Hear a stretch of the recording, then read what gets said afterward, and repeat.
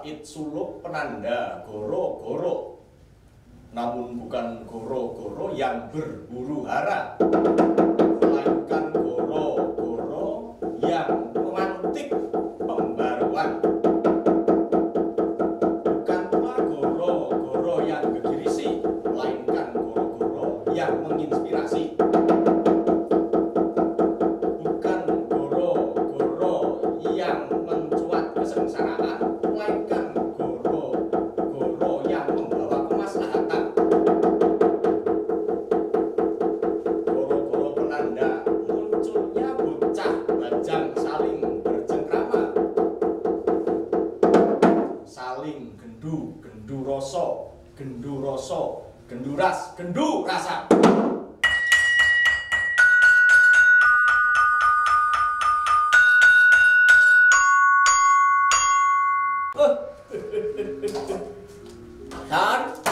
Rasan, gede san. Kang gendu. Sik.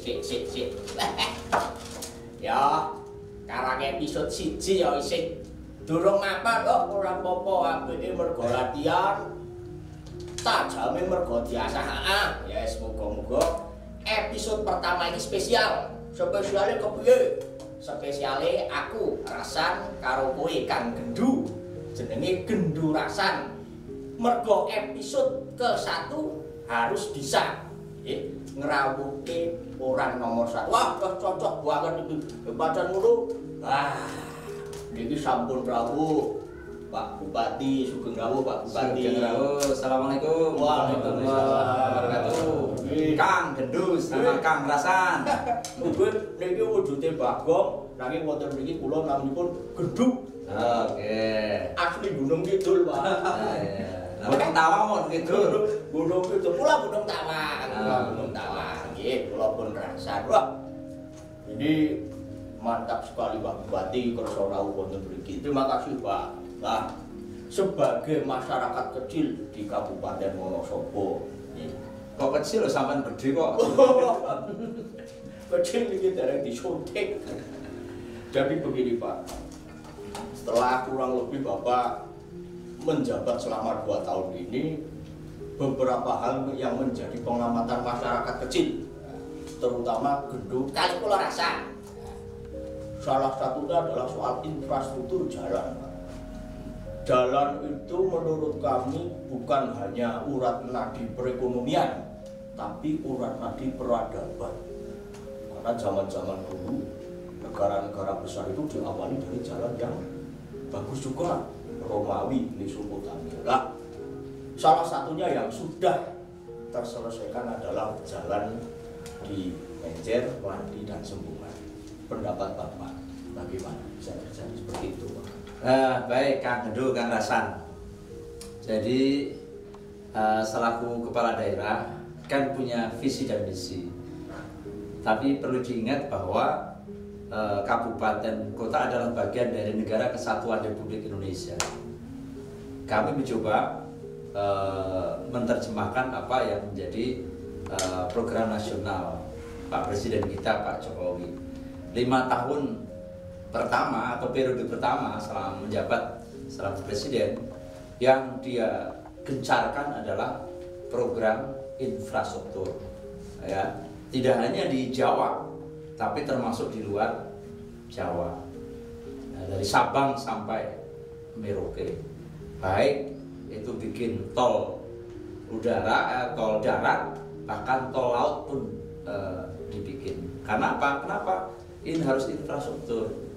Nah, majunya sebuah negara pasti pertama dari infrastruktur. Nah, kami juga kembangkan, kami coba tarik ke Kabupaten Wonosobo. Sebelum saya menjabat, saya coba lempar kepada masyarakat. Nah, keinginan apa sih yang selama ini dikeluhkan oleh rakyat di Kabupaten Wonosobo? Apakah itu sembako? Apakah itu bangunan rumah sakit yang megah, atau puskesmas yang megah, atau gedung sekolah yang mewah, yang representatif, yang dilengkapi dengan sarana prasarananya, atau pasar-pasar? Nah, ternyata tidak, bahwa apa yang dikehendaki oleh masyarakat ya, apa yang diharapkan oleh masyarakat agar mereka mengeluhkan jalan-jalan di Kabupaten Wonosobo kondisi rusak berat. Kalau jalannya rusak, pasti akan mengganggu perekonomian kita. Kesehatan terganggu nggak? Sangat. Orang hamil kalau jalannya rusak, ya mestinya mau ke puskesmas atau ke rumah sakit bisa jadi brojol di tengah jalan. Wah, lah contohnya niki nih. Dulu ini kan gedung itu ada di kota rumah saya takut brojol kota dalam lagi. Talah nih isi rusak, ini saat ini namun halus, Pak. Beberapa jalan juga sudah mulai dihaluskan seperti di jalur Silomerto, Laksono juga sudah pokoknya luar biasa sekali. Artinya kasusnya ini lah Pak Bupati itu benar-benar mendengar aspirasi masyarakat. Lah itu pertanyaan itu wali Pak. Apakah Bapak punya cerita lucu tentang jalan yang berlubang lagi? Karena kan dulu banyak selengean mengatakan begini, lubang sewu itu tidak hanya berada di Wadas Lintang, tapi di mana-mana. Nah, jalan berlubang itu termasuk objek wisata lubang sewu. Nah, ini pangapunten Pak. Jadi kalau jalannya banyak yang rusak atau ada sebagian jalan yang berlubang, yang penting jangan lupa berjalan-jalan.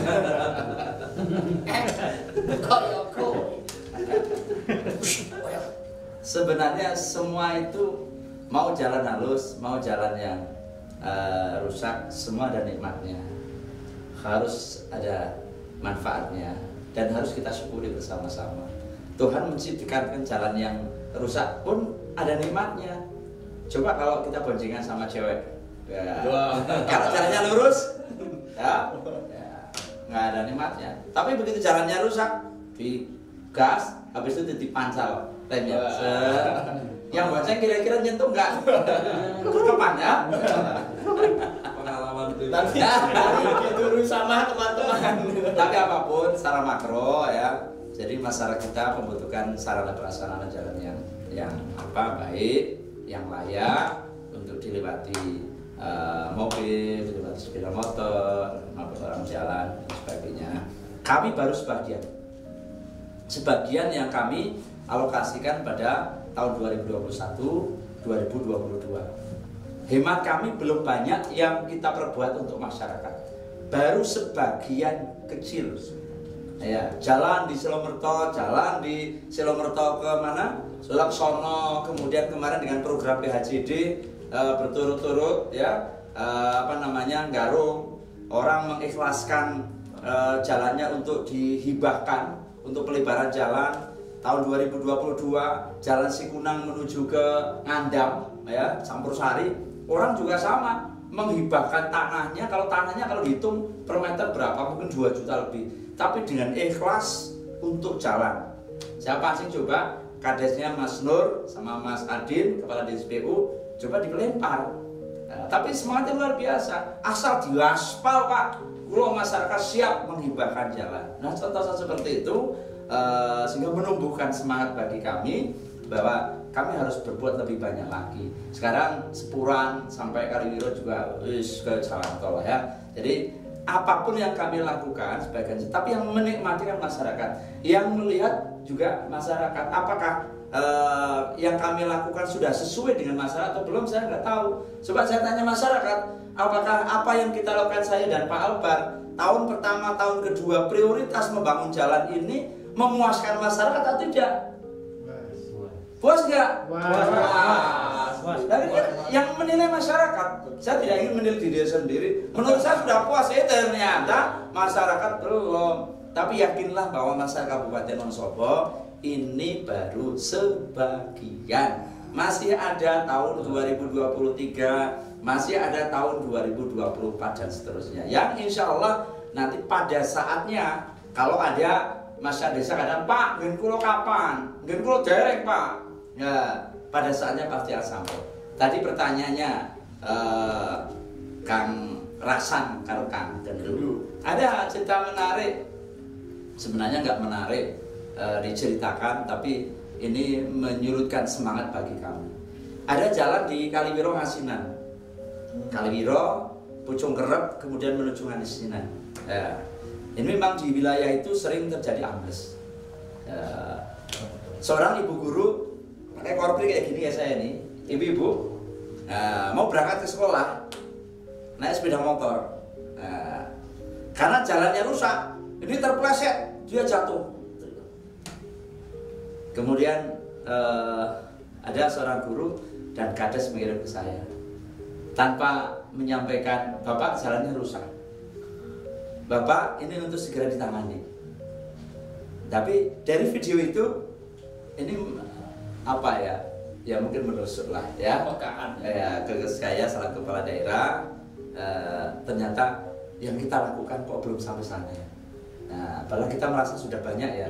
Nah, ini hal yang kecil. Oleh sebab itu tahun 2022 saya mulai jalan menuju akses pendidikan saya prioritaskan dengan anggaran pemeliharaan jalan yang ditangani oleh PUPR Kabupaten Wonosobo. Di situ ada sekolah, ada SMP kita prioritaskan, ada SMP kita prioritaskan. Nanti 2020 juga sama. Jadi jalan ada yang di situ ada sekolah kita prioritaskan.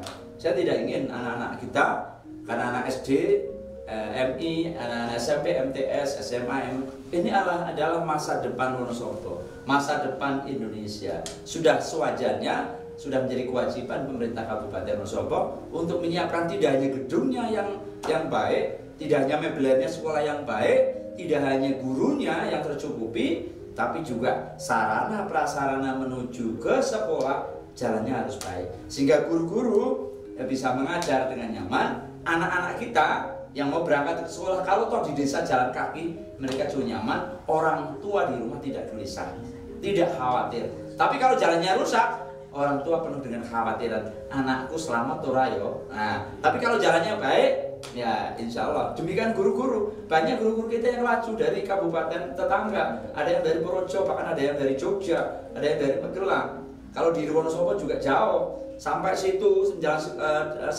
sebelum sampai sekolah jalannya rusak. Ini hanya menghambat, mestinya dia datang sampai sekolah tepat waktu, karena jalannya rusak, akhirnya apa? Tidak tepat waktu. Waktu banyak terbuang untuk transportasi. Yang rugi siapa? Yang rugi adalah anak. Sehingga pola pembelajaran tidak maksimal sebagaimana yang kita harapkan. Wah, luar biasa sekali. Ini juga pasti karena berdasarkan pengalaman. Karena Pak Bupati dulu waktu sekolah dasar jalan kaki ya Pak? Jalan kaki, sekilo. Berkilo-kilo nanti Pak kalau dipelumpuke sampai lulus SD. Karena jalan kaki itu bikin sehat. Bikin sehat ya. Dan nyatanya bisa bikin jadi bupati ya. Nah, itu berkahnya. Ini begini Pak, sudah sering sekali dulu masyarakat meminta adanya stadion yang representatif di Wonosobo. Nah, kebetulan alhamdulillah ini di Sport Center Wonosobo itu sudah dibangun dan bahkan menelan biaya kira-kira nanti 29 miliar. Itu bagaimana? Ya, kenapa kita harus bikin stadion? Sebenarnya yang pertama ini penyaluran hobi, Mas. Oh, Pak Bupati juga hobi sepak bola. Jadi penyaluran hobi, Kang Gedu, Kang Rasahan, karena hobi saya adalah sepak bola.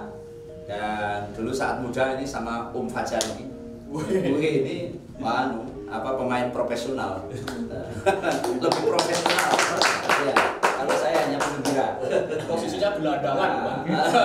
Kalau dia gelandang, saya gelandangan. Jadi ngalor ngidul kan pernah dapat bola, tapi pelayu gitu ya. Nah, ini hobi. Karena saya hobinya bola, jadi kepala daerah. Ini Wonosobo kok nggak ada stadion, nggak ada tempat yang layak kalau main bola itu kan. Adanya alun-alun, ini gergelnya segini-gini. Ini saya tangannya jadi patah gara-gara kering-kering kepleset. Nah, kemudian hobi ini juga gayung bersambut dengan apa yang menjadi keinginan teman-teman pemuda di Kabupaten Wonosobo, terutama adalah para pemain ya, yang mengeluhkan main di Kabupaten Banjarnegara dia punya stadion, main di Magelang punya stadion, Temanggung stadion, apalagi di kota-kota besar. Lo Wonosobo kan belum. Mereka menuntut ini, ada yang membentangkan spanduk, ada yang bikin coret-coretan, bahkan pernah ada coretan-coretan dipasang di depan pendopo kabupaten. Saking dia optimisme, gregeten, awit biyen tekan saiki kok ora ono gregete bangun stadion. Ya, hanya ini gayung bersambut. Semangatnya saya, hobi saya, semangatnya masyarakat. Ya, alhamdulillah dapat dukungan dari pimpinan dan anggota DPR. Ya udah, kita mulai tahun 2022. Saya sampaikan ke teman-teman, tahun 2022 harus selesai berdiri stadion. Tahapan awal, lapangan dulu. Ya, lapangannya harus kita bentuk sampai rumput. Ya, kemudian nanti tahun berikutnya akan kita teruskan dengan tribun untuk penonton dan lain sebagainya. Nah, saya ingin memulai. Saya tidak ingin hanya ya apa namanya, kalau pembangunan groundbreaking enggak. Kita harus memulai. Ya. Dan tahun 2002 alhamdulillah kita alokasi negara 5 miliar, tanah yang ada kita ratakan. Akhir tahun ini bulan Desember insya Allah selesai dan bisa kita pakai. Nanti insya Allah ada naskah, tim-tim yang ada di Kabupaten Wonosobo tentu harus apa namanya berlatih lebih baik lagi, harus beda dong. Ya. Belum punya stadion, anak-anak Wonosobo sudah banyak yang main di Semarang, sudah banyak main yang di Sleman, main di Solo Tigo. Kalau besok punya stadion, kalau kemarin mainnya kan personal, ya. Personal, ya, dia baik individuan kemana-mana. Tapi besok kalau kita udah punya stadion, hendaknya ya kita punya klub yang bisa diperhitungkan di Liga 3. Surabaya naik kelas Liga 2. Ya, kita punya stadion kok. Iya Pak. Dulu nggak punya stadion aja kita punya potensi lokal atlet yang handal kok. Besok punya stadion pasti kan bermunculan bibit-bibit. Dan harapannya nanti ke depan karena itu arahan kita sport center, mudah-mudahan bisa gayung bersambut kita dirikan sekolah berbasis sepak bola di Kabupaten Wonosobo. Jadi anak-anak kita tidak harus ke Banjarnegara, tidak harus ke Kendal.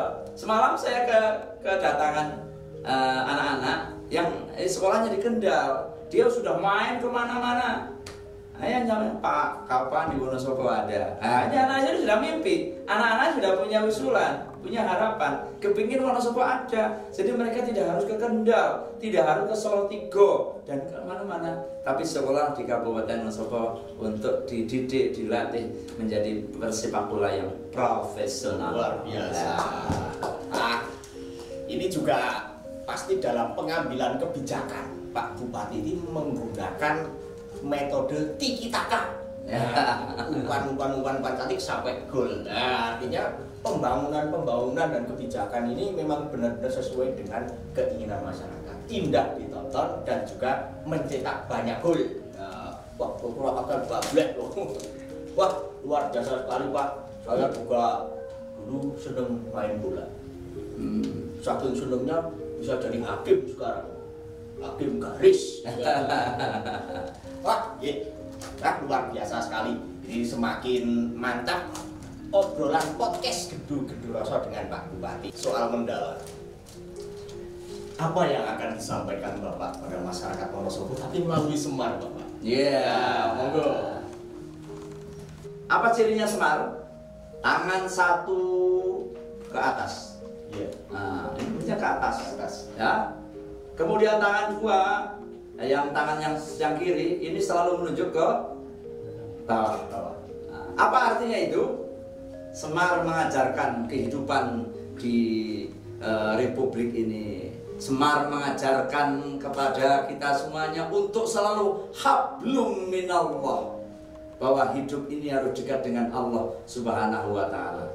Kemudian tangan satu menunjuk ke bawah, ini melihat manusia bahwa kehidupan di dunia itu juga harus hablum minannas. Inilah yang diajarkan oleh Semar kepada kita semuanya. Insya Allah rakyat Wonosobo kalau berpangku dari dua hal, hablum minallah, hablum minannas, maka hidup kita akan selamat. Selamat dunia, selamat akhirat. Pak Bupati. Saya sangat senang melihat foto Pak Bupati sedang mengendarai kuda kepang. Kenapa? Yang mengendarai kuda kepang itu duduk tapi sebenarnya dialah yang berjalan. Pemimpin harus seperti itu. Meskipun dia duduk, meskipun dia kelihatannya diam, namun dialah yang sebenarnya berjalan, menggerakkan semuanya. Begitu anak-anakku. Ger. Ala sampun rampung podcast